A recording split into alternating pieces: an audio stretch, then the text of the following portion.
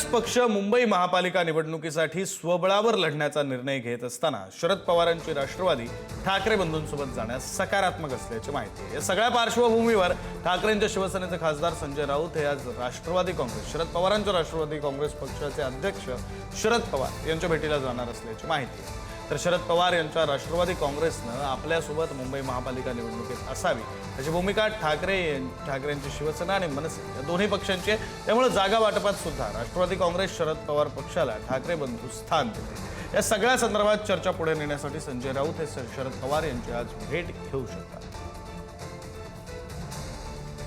असं आहे की अजित पवारांशी युती करणं म्हणजे भाजपशी हातमिळवणी करणं असं मी मानतो।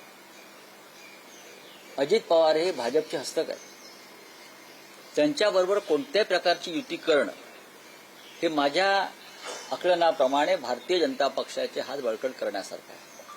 कारण अजित पवार हे काही झालं तरी अमित शहा आणि भारतीय जनता पक्षाच्याच पाठीशी उभे राहतील, ही त्यांची व्यक्तिगत मजबुरी आहे, त्यांच्या कुटुंबाची मजबुरी आहे। फार मोठ्या तात्विक विचाराने गेलेले नाहीत, ते स्वतःची आणि आपल्या कुटुंबाची कातडी वाचवण्यासाठी गेलेले आहेत।